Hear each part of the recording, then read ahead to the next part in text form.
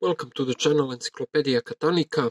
Today we're gonna talk about the stamped numbers on the locks and on the keys. Let's begin with the keys. This is only an example. We don't have any numbers on those keys. Those are Bane Sekulic keys, and in some cases, in many cases practically, you could find numbers stamped on one side of the key. From one side is a logo, usually, and from the other side you have numbers, or letters and numbers. Those numbers, or letters and numbers, are usually direct or blind codes, which refers to key cuts, key beatings, and if they are direct codes, you will, by comparing for each number, see which cut is has which depth. But if you have a blind code, you won't be able to track down for which cut is which character, because could be letter or number or mixture of them.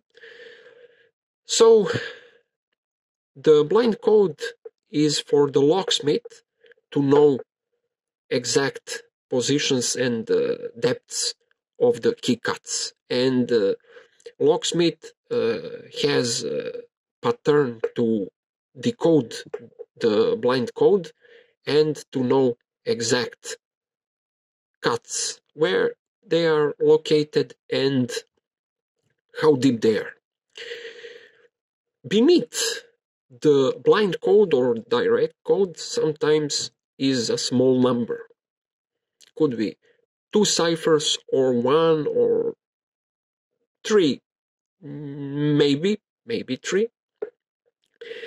And this smaller number beneath the logo or beneath the blind code or direct code, however, it refers to the key profile. And usually when you have pretty similar key heads or the same key heads but different key profile, they stamp a number. So at the assembly line, they know which key number refers to which key profile, which refers to which lock it goes to. So usually you could have some number in weird places, in weird angles, usually in case of Eastern Bloc locks, and it's practically assembly line number.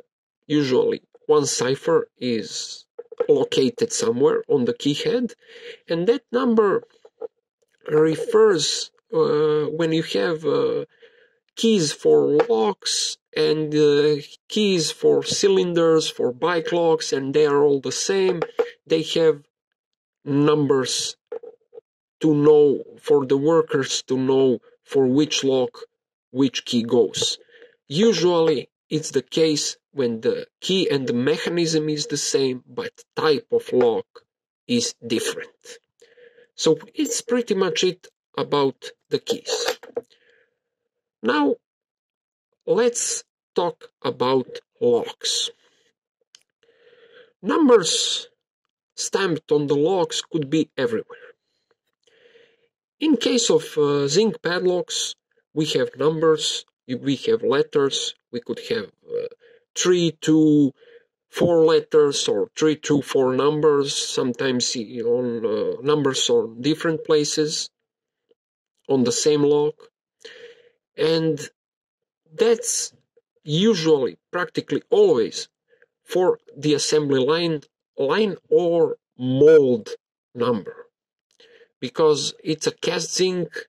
In process of casting, they stamp those numbers for the assembly line, for some kind of process, which I'm not sure about, which the process is and for what reason, but zinc locks could have letters or numbers. Maybe if the molds are the same for different types of locks, or if there are some slight variations. So for some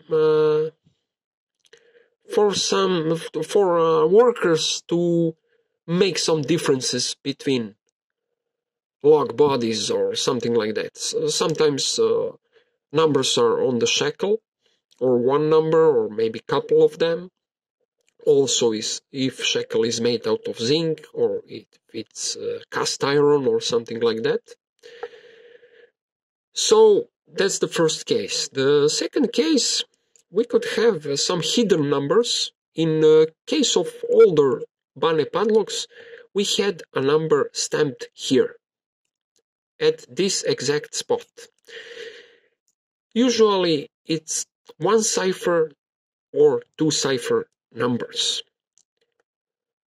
What is the reference? The reference is those numbers are distribution numbers. When you have a huge amount of units and you're making constantly more and more. In case of Bane, you have 100,000 combinations of the key. And under that, those 100,000 goes under, for example, number 3. And you have a whole line of locks with the same number. So those go to one city. Number 2, another 100,000 combinations of the key goes to different city. So why is that? This is because they wanted to prevent the same key beatings to appear in the same place. This is some kind of pretty abandoned methodology of making, of distributing. Most companies don't care if beatings are the same. For at least you have 10 same units with 10 same beatings, because many keys, the same keys, go to the cylinders, rim cylinders, padlocks, smaller, bigger, and the mechanism is the same, so you can't prevent, you can't avoid to have same key beatings in the same place. So most factories abandoned that methodology of spreading locks, because it's a pain in the butt to manage all those numbers and to track them down. Also, the market is a living thing. Some locks goes from one place to another. Stores could close, could declare bankruptcy, and somebody else buys the goods, and because of that, locks are constantly circulating through the country. So it's something that doesn't work.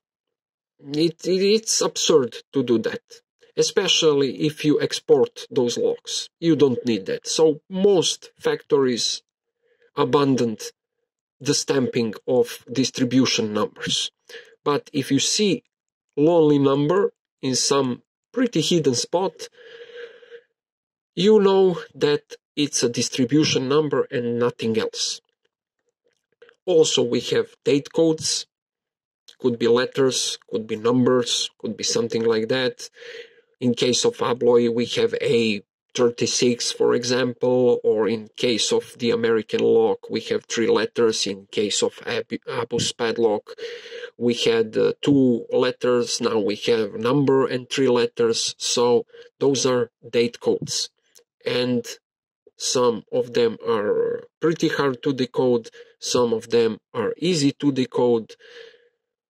Some factories even gave a pattern for decoding. So I don't know why why somebody needs to know the date of the lock, but for users' perspective, it's a nonsense. But for lock collector, it's pretty unique and pretty good feature. You want to know when the lock was made, so I appreciate all the locks with date codes on them. I love that.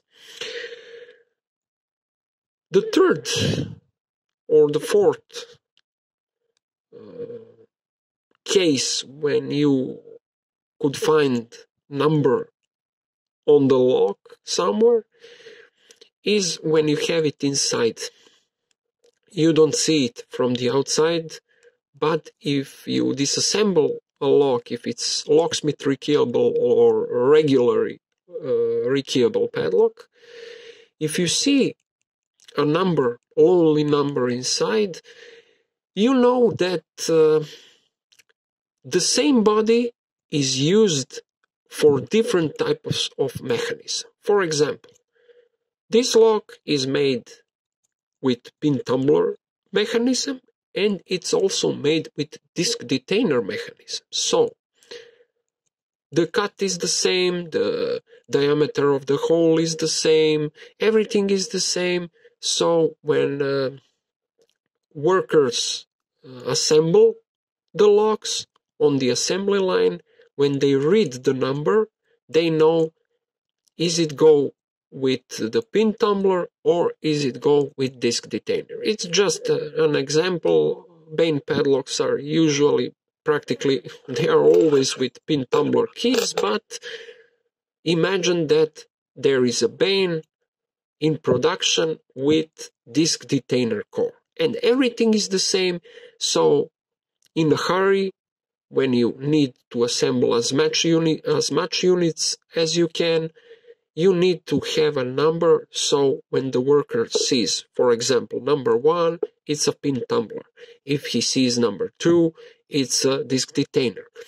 If he sees a number 3, it's a wafer type of lock, etc., etc., slider, or as many mechanisms go inside, that's how many number you have inside the body.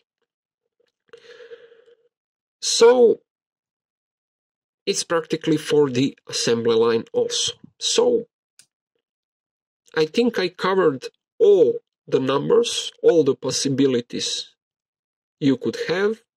As I mentioned, for the keys, blind codes, key profile on the lock, could be a mold number, assembly line number, could be distribution number, could be mold or casting number, could be number for differentiate which mechanism goes to which body, if the bodies are the same. We have date codes, and that's pretty much it. There are not any more numbers which are not covered in this video. I hope you learned something new. Thanks for watching, guys. See you in the next video. Bye bye.